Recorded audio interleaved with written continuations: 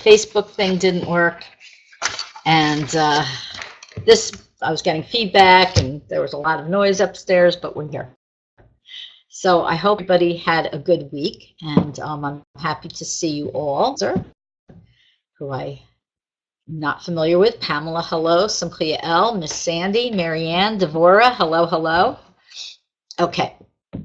So I'm happy to see you all and welcome. And tonight we're taking a break from anger, as I mentioned last week, and we're going to be focusing on Breslov books. Learn Breslov with BRI Books.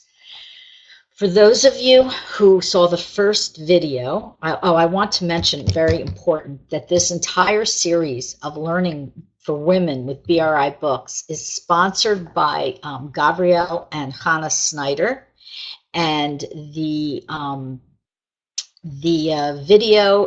whole series is in honor of Mr. Sneider's mother, Tzivia Bas Chaim Esther.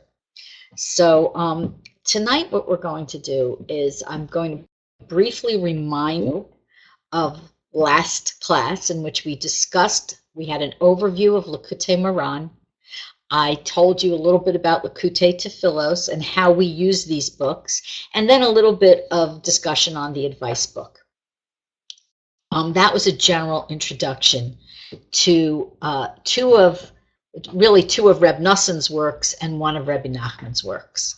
Tonight what we're going to do is we're going to depart from the texty texts where there's in-depth learning based on Rebbe Nachman's lessons, and we're going to a very wonderful book called, in English, Rebbe Nachman's Wisdom. And I know many of you may have this book, and I'd like to tell you a little bit about it. So in 1970-something, Rabbi Aryeh Kaplan translated the first ever book, Breslov book, into English. And that book was Rabbi Nachman's Wisdom, as it was called then. And it was written by Rebbe Nachman, and it was really, this translation combined three books, Shivchei Haran, Sichos Haran, and then Rabbi Nachman's pilgrimage to Israel, the story of that pilgrimage. And I came to this book many years ago in a Chabad house. I'll tell you why this book is very meaningful to me. I hope you don't mind me sharing. I had really been very drawn to Breslov, but the only Torah learning available to me was Chabad. And I came to the Chabad rabbi with Breslov books, and I said, please teach me Breslov. And he said, no. But I was sitting in the Chabad house one Shabbos afternoon, and they had a big library. And I found this little tiny red paperback, thick but a small size, called Rabbi Nachman's Wisdom. I picked it up, and I literally couldn't put it down. I said, this is what I'm looking for. I just felt it. And if anybody remembers that version, it was a little paperback, and it was red, and some of you may have actually had it. The front had a map, and the map, and even in the new version it has a map, but the old map included a town called Volochysk in Ukraine, and Volochysk was a town where Rebbe Nachman's son-in-law was from. And his father was the Rav of this town, Volochysk. And my grandmother was from Volochysk. So when I saw this in the map, because I'd never heard anybody ever mention this town otherwise, I felt doubly drawn to the book. And it seemed like such a silly thing. Is it a coincidence? But it pulled me to Breslov, as well as the content of the book, which was the main draw. So fast forward, in 1984, I believe it was, or 83, Chaim Kramer published a hardback version of this book called Rabbi Nachman's Wisdom, and I don't actually have that in front of me. I have that version. I have that in front of me at the moment. And that has been the standard bearer for many, many years. Recently, just a few years ago, BRI published a beautiful new version in English only. But all these particulars farm are only in English, called Rebbe Nachman's Wisdom. You can see all my post-its, okay? And this book is, it's a beautiful edition. The editing has been updated and refined. A lot of the commentary that can become part of the book is now part of the text of the content rather than footnotes and endnotes, and it reads beautifully. So if you don't have it, I highly recommend it. It's unputdownable. The great thing about this book, one of the great things about this book, is that women, for us, for this class, women traditionally, in many communities, not every community, learn Sichos Haran, learn this book, also with the Shifrei Haran, learn Rabbi Nachman's wisdom. And I will tell you briefly, Rebbe Nachman wrote it after the Rebbe had passed away. Does everybody here know who Rebbe Nachman is? Rabbi Natan. Okay, I'm assuming you do. If you don't, let me know. Okay, so very briefly, he was Rebbe Nachman's leading student. He was a great scholar in his own right. He had married into a family that was very anti-Hasidic. His father-in-law was a big Rav. Yet even though they were anti the Hasidic movement, his father-in-law realized eventually, as did his wife, that Rebbe Nachman himself was a great Talmid Chacham and brilliant and very, very serious about serving Hashem. That was his entire life was devoted to that. But eventually his father-in-law realized that not only did being a follower or the main follower of Rebbe Nachman not detract from Rebbe Nachman's service of Hashem, but it enhanced it and increased it, if that was even possible. And what's fascinating, because when we discuss the book further, you want a little bit of this background. What's fascinating is that Rebbe Nachman only met Rebbe Nachman in 1802, 8 years before the Rebbe was nifter, the Rebbe left this world. So he only had 8 years with the Rebbe. And during that time, and the Rebbe had many other followers and devoted Hasidim who often would write up his lessons for him and so on and so forth. But he said, nobody's closer to me than, he called him Nasala, than my Nasala. Nobody's closer to me, and there would not be a shred of my teachings in the world, said Rebbe Nachman, if it weren't for Nachman. He's the one that my teachings is going to survive through. We know that today. Okay. So we all are familiar with these great works, these tomes of Kabbalah and Halacha and Hashkafa, these fantastic lessons of Rebbe Nachman and the beautiful accompanying prayers of Rebbe Nachman, as well as Rebbe Nachman's own masterpiece, Likutei Halachos. We'll talk about all this later. But what we have to also understand is the vital importance of knowing who Rebbe Nachman is. Because when we know who the Rebbe is, when we know who an author is, it enriches not only what we know, but our experience of learning his teachings. And in a case of a tzaddik, okay, in a case of a totally righteous person, their life and their biography and the sichos, which are conversations, okay, sichos are just discussions, conversations, and the Shivchei Haran, the praises of Rebbe Nachman, okay. All these little things in the biography and the story of him going to Israel are instructive in their own right. If we didn't have, God forbid, but if we didn't have Likutei Moharan, we could just learn so much from Rebbe Nachman's wisdom, enough so that we can understand why it has sustained many women who didn't have access to the Hebrew, the other, and the background for some of the other works. We can understand why it's sustained them, and also why men learn it very seriously as well. So the okay.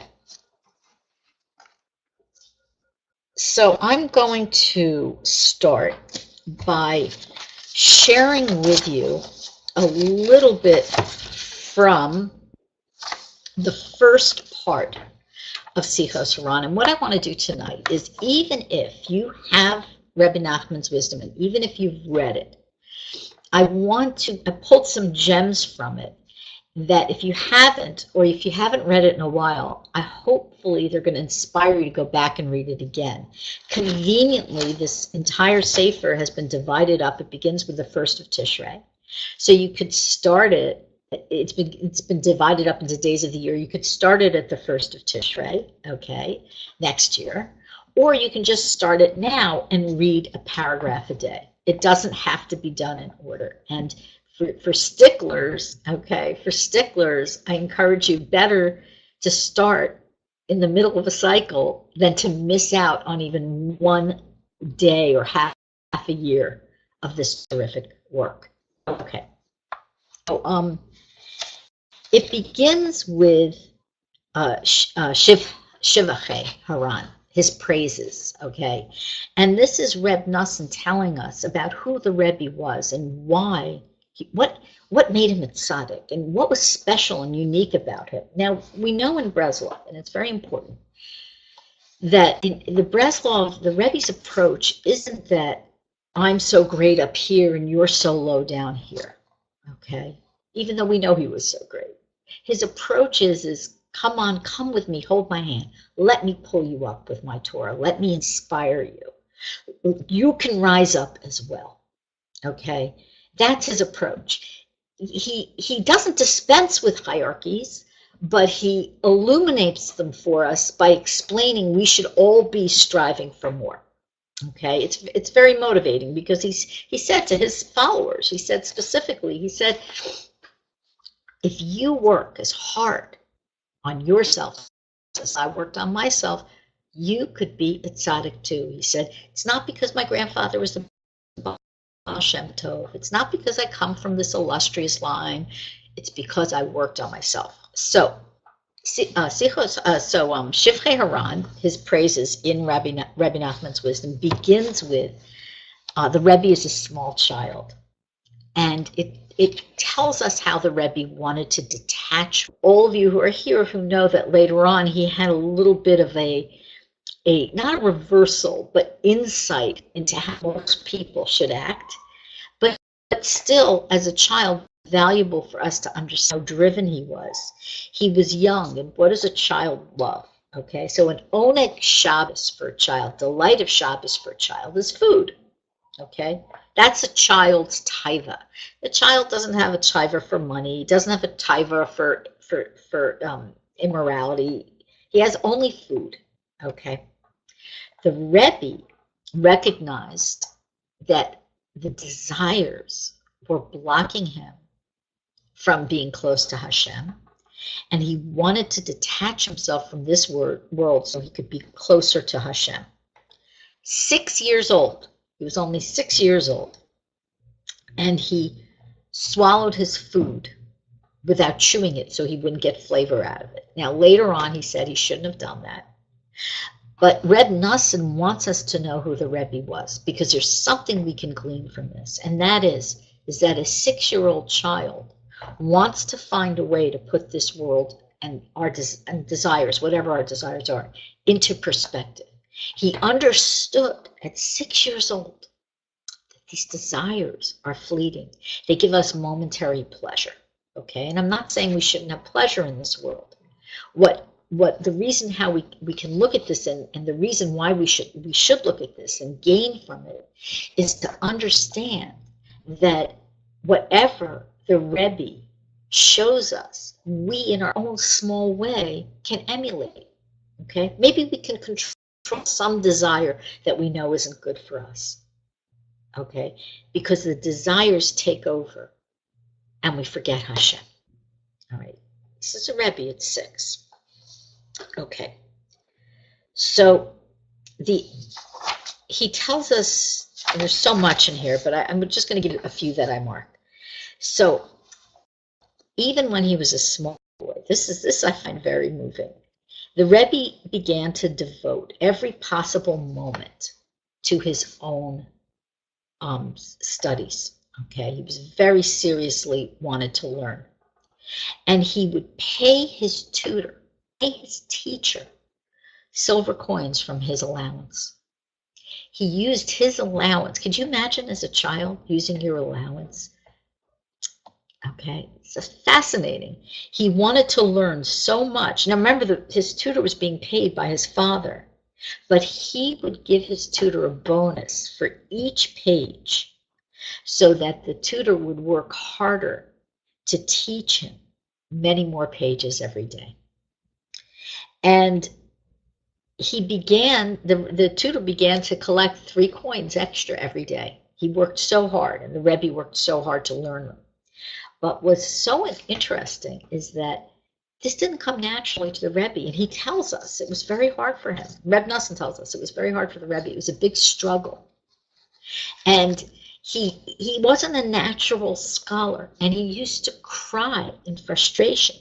Plus, his mind used to wander because he was thinking about coming close. He's sitting in a Torah class, and he's thinking about coming close to Hashem, and he can't concentrate on what he's learning. He used to make his tutor bananas. His tutor got very annoyed with him. Okay.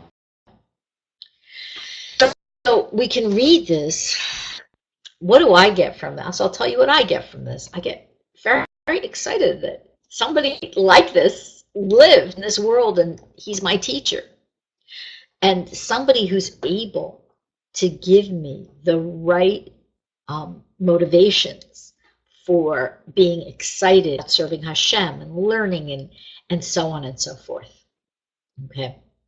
So when we read this, we read these things, the things that the Rebbe Nachman chose to share with us. When we read them, reflect. As you read, reflect on what that means to you. Don't just read. I mean, you can just read. It's good that you read whatever you read, but what does this mean to you? How can this become something in your life? How can this inspire you? And this whole the whole Rebbe wisdom is filled of fascinating inspiration. Now, Rebbe Nachman said very specifically that he didn't write about miracles, and he didn't write about these dramatic. Even though there may be 1 or 2 miracles in here, I think there are. Certainly in Chaya there are, but he didn't want to write that because even though the Rebbe did miracle after miracle after miracle in his lifetime, that's not why we follow Rebbe Nachman. We follow Rebbe Nachman because at one point in his life, he was a 6-year-old boy who yearned to be Klad. And that's what he's here to teach us, not only how to be close to Hashem, but to yearn to be close to Hashem. As Rebbe Nachman said, the ratzon, the will, the desire to be close to Hashem is everything. If you've got that desire for real, if it's the real deal, you're going to push yourself. You're going to do whatever it takes to come closer to Hashem and to lift up in the process not only yourself, but your friend, family, the people around you, without pushing them, encouraging them, and hopefully inspiring them. So Rebbe Nachman didn't want to distract us with these miracle stories. He wanted us to see, to get glimpses of what inspired him, okay? And Rebbe Nachman, of course, we know he himself had tremendous yearning and desire to come close to Hashem. Okay. Okay, so this is another one, and you have all heard this one many times. Okay, but I'm going to share it with you. I'm going to share it with you from the source, this book, which is going to tell us a little bit about the Rebbe. The Rebbe became accustomed to constantly begin anew. Whenever he fell from his particular level, he didn't give up. He would simply say, I will act as if I'm just beginning to devote myself to Hashem, and this is the very first time. And it would happen again and again and again. He fell from his level, not only as a child, but as a youth. Okay, he told us in several places he fell from his level. This is such a great encouragement to us. How many times do we backslide? How many times do we transgress? Okay, we do. And the natural Yetzer Hara is, okay, it's over, I'm done. It's like a diet. Okay, you go on a diet. Okay, I don't go on diets. Okay, I can't. Okay, but I know what happens because I know a lot of people on diets. They go on a diet, okay, and they say, okay, and now I'm having cheesecake. Okay, it's over. My whole diet's over. That's it. I ruined the whole diet. Diet's over. Okay, so then they'll just go eat whatever they want. Instead of saying, okay, so I messed up and I'll start again. Okay, same thing. Not the same thing exactly, but the basic idea. Pick yourself up and start again. The Rebbe did it as a child. We're adults. Okay, he had the presence of mind to analyze the psycho-spiritual process of these rises and falls his whole life. He understood, later on he understood the Kabbalistic meanings of all of this, and he even explained some of them to us. But even at this simple level, pick yourself up, start again. Don't let that stop you. Okay? All right. Here's another one from his childhood. These are just so precious, I have to share them with you. And I have so many more, and I really do want to get through them all, so I'll try to be quicker. So I mentioned to you that the Rebbe said his learning didn't come naturally to him as a child. He really struggled. And he began to learn Mishnah. And when a child completes Chumash, really, that's what they start, is Mishnah. And he didn't understand it.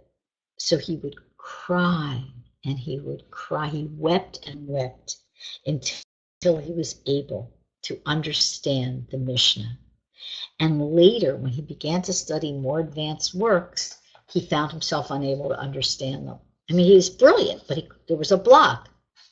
Again, he cried bitterly until he was worthy of understanding.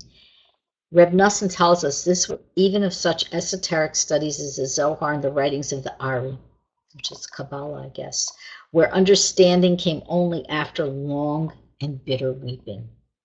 Okay. So, that's what we call will. That's real will, real desire. Okay.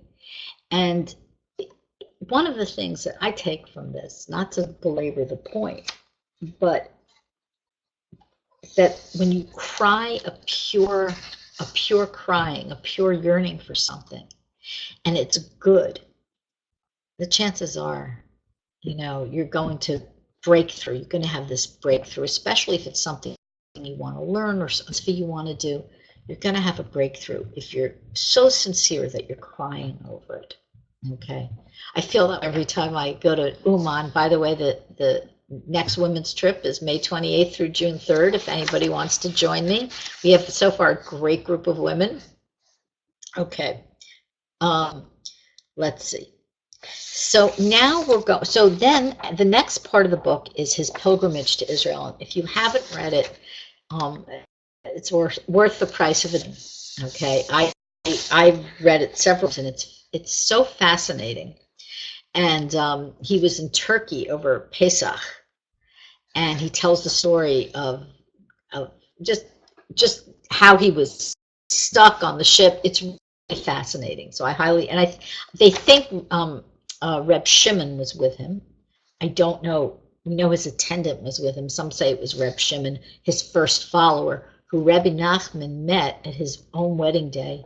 And he was married at, I guess, 14 or 13. And Reb Shimon older than him by several years. And he said, when you become a big tzaddik, make me your follower. And he did. Okay. So then we're going to move on. I'm not going to read the story of the trip to Israel because you have to read the whole thing. And I'm going to choose some good ones I have here from his wisdom. Okay. From Sichos Haran, which is his discussions, his conversations. Okay. He said, okay, Rebbe Nachman says that these are words that the Rebbe spoke himself, but it's less formally written up than the Piktei Moran. These aren't discourses and complex teachings. However, we can take Rebbe Nachman at his word that these are plucked from the Rebbe's mouth, so to speak. So the Rebbe said, it is very good to be worthy of being close to a true tzaddik. Okay? Regarding the Messianic age, it is written, the ends of the earth will be grasped, and the wicked will be shaken from it, like this. That's from Eov. However, one who is attracted to a true tzaddik can hold on to him and not be cast off. Holding on to the tzaddik, he can remain firm. For those of you, and I know some of you are very, sincere Breslovers, Breslov Hasidistas, you know those times where everything is so confusing, and sometimes you're overwhelmed, you're sad, you're worried, anxious. We've all had them. And what can you do? You can go and you can open up one of the Rebbe's Forum, one of his books, and read from it to inspire you. Okay, Rebbe Nachman's books, which are really come from the tzaddik. Or you can listen to the tzaddik's advice. He says, go make hisbodedus, and you can make hisbodedus and relieve your worries and troubles, and so on and so forth. We know that these times before Mashiach comes are crazy. They're really crazy. What's going on is so crazy in this world and in people's personal lives. I had a conversation, an email back and forth with booking another class in the city, and we were speaking, and the person speaking with me about it, she said, can you do this and this date? And I said, I can, but it's far down the road. I don't know what will happen. She said, I feel the same way. She said, I can't plan anything too far in advance. Okay. Because we feel that this world is upside down and inside out, and it doesn't make sense. Now is the time where more and more people need to be connected to the teachings of this tzaddik and all the tzaddikim. Not only to the teachings. It's very important to follow his advice, to learn, as well as, if at all possible, if you can't go, have somebody go in your stead and daven for you in Oman. But if you can go, it really makes a big difference in your life. And as anybody who's been here on this list, and there are a few of you will attest. Okay. Okay.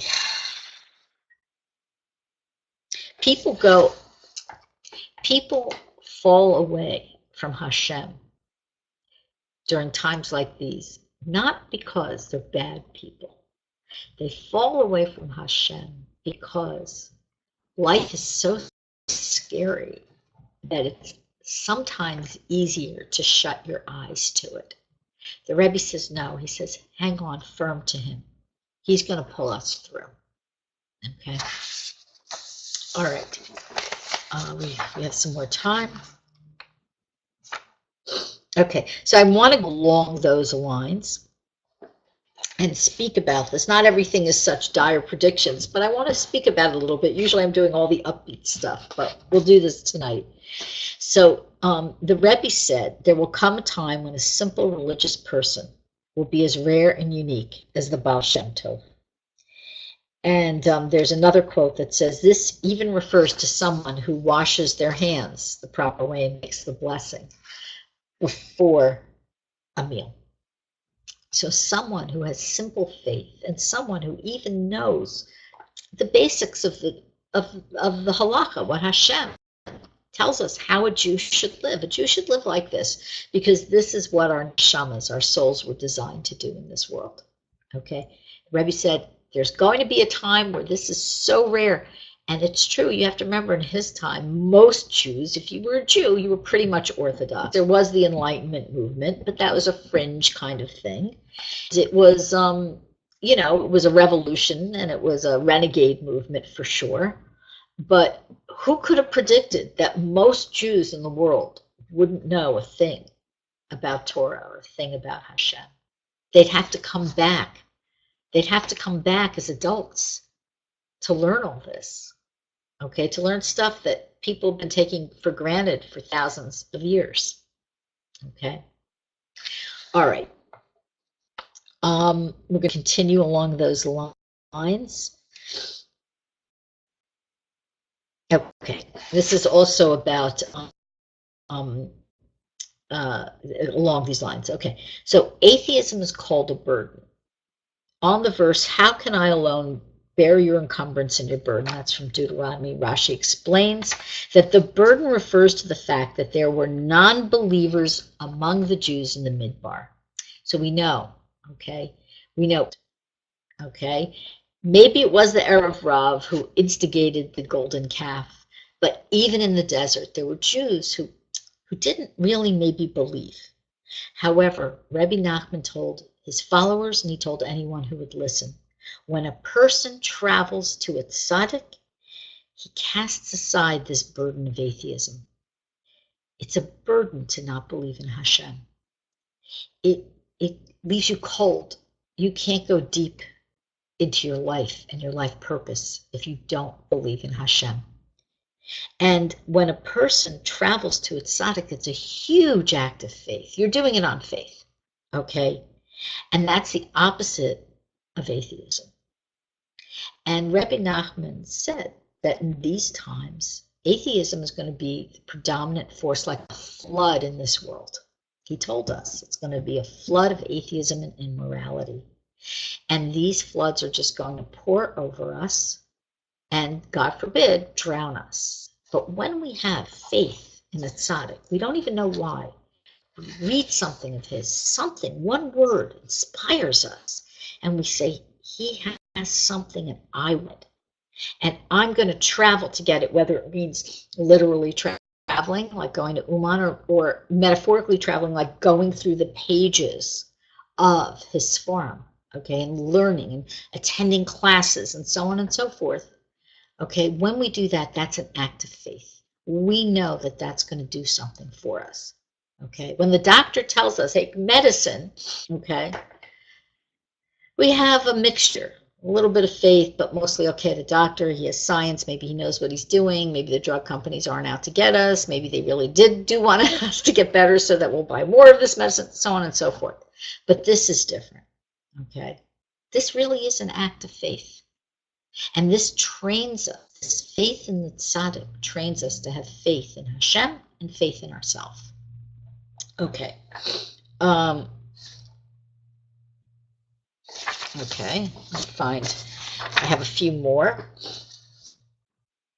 Oh, okay, this is one of my favorites. I quote it probably verbatim all the time. I probably even have it memorized. Except mine's from a slightly different translation. So I'm going to read this to you. Guard your thoughts carefully, for thought can literally create a living thing. The higher a faculty, the farther it can reach. You can kick something with your foot, but you can throw it higher with your hand. You can reach still farther with your voice. It should be further with your voice. Farther, calling to a person very far away. Hearing reaches yet farther, for you can hear sounds like gunfire from a great distance. Your sight reaches even farther still, seeing things in the sky. The higher the faculty, the farther it can reach. Highest of all is the mind, which can penetrate the loftiest heights. Therefore, you must safeguard it very well. This is just one of several sections on the power of thought. And the Rebbe is trying to express to us in this particular one how valuable it is, our thoughts are. How valuable is this process of thought? And that we should sit and we should think about it. And we shouldn't waste our time on too much nonsense. Okay? What do I mean by that? So we'll take a look I'm not picking on, this is what popped in my mind, but we're going to take a look at the entertainment industry, okay? The entertainment industry is designed to help us kill time, okay? Now, there's nothing wrong with relaxing, and there's nothing wrong with laughing and having a good time. As a matter of fact, we have to relax our minds. However, whatever we're experiencing through words, through hearing, through seeing, okay, touching, whatever, affects our minds. And the Rebbe wants us to understand, to safeguard, to protect our minds, because they're very, very precious, because with them we can reach God. Okay, that's amazing, amazing concept that he's teaching us. Okay, we understand, people understand, okay, if you're going to eat something kosher, okay, that's a kind of spiritual purity. We don't know what it means, really. And really, we don't. We know that our souls, a Jewish soul, is designed to eat something kosher. It's like a special vitamin for us. Okay. Same with the mind. Okay. Our minds are designed to take in things of a certain nature and not another nature. This is the biggest battle. It's the biggest battle we have, which is why Rebbe Nachman writes about it, speaks about it over and over and over again, because most people are able to control their physical desires. It's the truth. The Rebbe himself says, once a person thinks about certainly the basest desires, once he thinks about it, he's able to control it. Okay. Some people are addicted, but in general. And once a person thinks about these, urges and whatever, okay, we can gain a perspective on them. But it's very difficult, okay, to control the urges of the mind, to feed it things that are going to stimulate it in a way that's going to create thoughts that aren't going to be thoughts that are able to connect with Hashem fully. This is very, very difficult. This is I think it's pretty much the biggest battle in the world. And the Rebbe said it, and Rebbe Nachman writes about it in 1815, 1816, a few years after Rebbe Nachman's death in 1810. So Rebbe Nachman was sharing with us that the Rebbe had already predicted this, okay? He's warning us, safeguard your minds. Back then, they didn't have what we have today. What did they have to concentrate on? Okay, you were a blacksmith, or farm wife, or something like this, and you did the work that you needed to do to take care of your family. And then in your free time, what did you have? If you were lucky, you had a chasana, a wedding, some other simcha, and then the people learned Torah all day. They didn't have what we have coming at us in our own homes. Okay, so bear that in mind. Okay, we're going to do another one. Okay. Oh, this one, this one's really good. Okay, they're all really good. I get. You know what?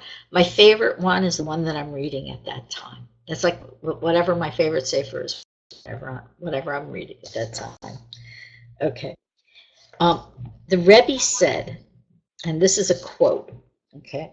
And in quote marks, so we know Rebbe Nachman was being very, very exact. The Rebbe said, when I tell you something, the words may not take effect until much later. It is like taking a medicine. Some remedies work immediately, while others must remain in the body for some time before they have any effect. The Rebbe's, and this is Rebbe Nachman speaking, sometimes take a very long time before they inspire a person. I know some people here who would agree with this, but in the end, they are effective and benefit a person greatly. Okay, so I love this one, and I'll tell you why.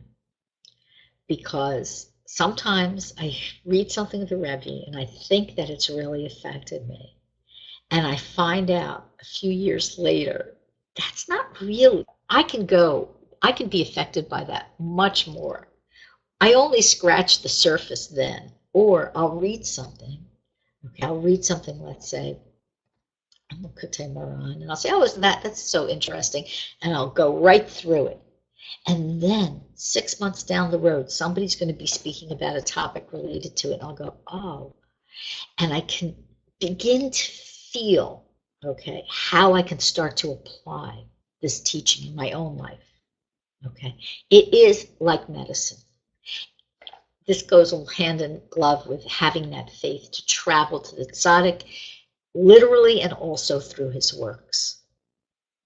Okay, his words will revive you. They will bring you back to life. And I've seen it time and time and time again. I'm sure some of you have. We all are familiar with people who took a sip of Breslov and down the road, they're brought back to life. They've totally changed. Nothing can totally change a person from the inside out, in my humble opinion, as Rebbe Nachman's teachings. Okay.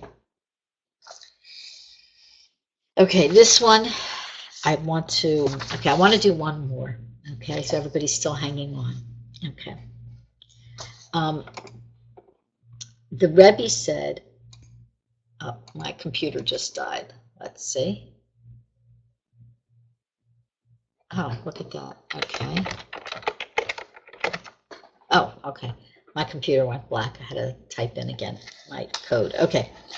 The Rebbe said, Hashem's ways are not like those of man. Okay. He's quoting 3 different places in the Talmud. Okay. Because Hashem is not like man. Of course not. He made us. How can he be like us? So, when a man, okay, the Rebbe says, when a man makes a garment, he values it most when it's brand new. As it becomes worn out and damaged, its value is reduced. But Hashem began by creating an imperfect world. As it is constantly being improved, it becomes more precious to God. In each generation, tzaddikim enhance God's work. At first there were the Avos, Abraham, Yitzchak, and Yaakov, and then Moshe, and then ... right? On and on. In quotes still, the world's value to Hashem is constantly enhanced by this. In the end, the Mashiach will come, and the task will be completed.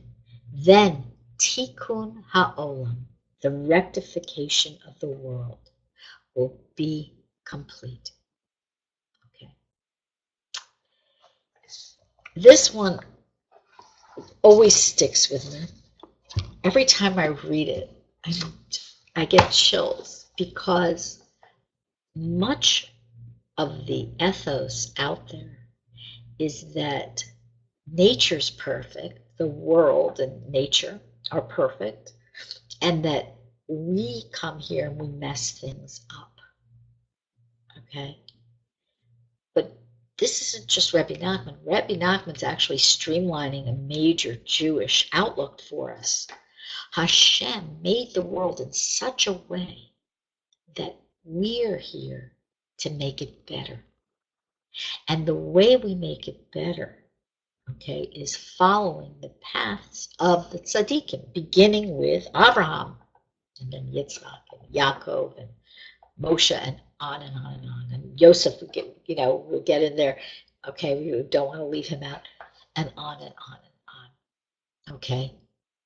Our job is to pay attention to what the tzaddikim are teaching us, and to rely and to have faith that what they're saying is the true Tikkun HaOlam, the true way to begin to achieve Tikkun HaOlam, the rectification of the world, which will only be when Mashiach comes.